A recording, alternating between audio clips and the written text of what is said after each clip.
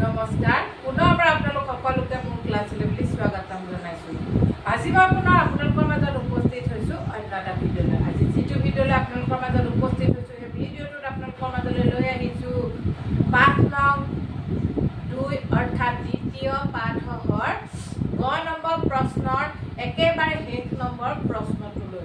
এই প্ৰশ্নটো শেষ হোৱাৰ লগে লগে আমাৰ ভিডিঅ'টো সমাপ্ত হ'ব আৰু তাৰ লগে লগে দ্বিতীয় পাঠৰ সম্পূৰ্ণ অসমীয়া অৰ্থৰ লগতে অনুশীলনীৰ প্ৰশ্নও শেষ হ'ব।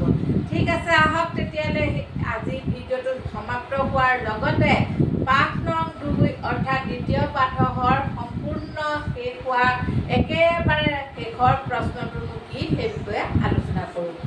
আজিৰ প্ৰশ্নটো হৈছে যে সহ কিম চিকৰতি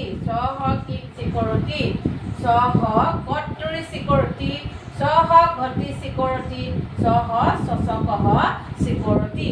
এই সংস্কৃত শব্দটো আপোনালোকে পঢ়িব নাজানিলে বাৰ বাৰ কৈ আছোঁ যে আপোনালোকে সুবিধাৰ্থে আপোনালোকে যাতে সন্তানক আচলতে নিজে পঢ়িব জানিলে বা নিজে উচ্চাৰণ কৰিব পাৰিলেহে সন্তানক কি কৰিব পাৰিব, পঢ়ুৱাব পাৰিব। সেইবাবে আগতে আপোনালোকৰ উচ্চাৰণটো যাতে শুদ্ধ হয় কৰিব পাৰে বা সেইবাবে মই অসমীয়াত লিখি দিছোঁ যাতে আপোনালোকে এইটো যেনেদৰে উচ্চাৰণ কৰিছে আপোনালোকৰ সন্তানকো ঠিক তেনেদৰে উচ্চাৰণ কৰিবলৈ শিকাব পাৰে। নিজে নাজানিলে আনক শিকোৱাবলৈ বহুত কষ্ট হয়। গতিকে প্ৰথমতে যদি আমি কি কৰোঁ সম্পূৰ্ণ শুদ্ধ উচ্চাৰণ নিশিকাওঁ পিছলৈ কি হয় দিগদাৰ হয়। গতিকে আপোনালোকে এই অসমীয়াটো চাব সহ কট্টৰি চিকৰতি সহ ঘটি চিকৰতি সহ চচকহ চিকৰতি চিকৰতি। দেখিছেনে এডাল টিকনি মানে এইটো কি বুজাইছে, উকাৰ বুজাইছে।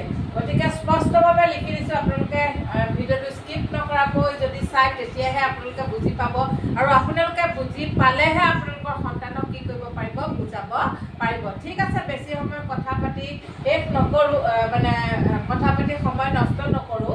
আজি মই ভিডিঅ'টো ইমানতে সামৰণি মাৰিলোঁ।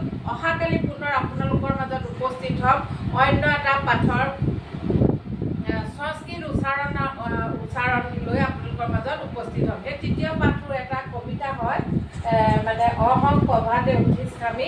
এইটো মই যাতে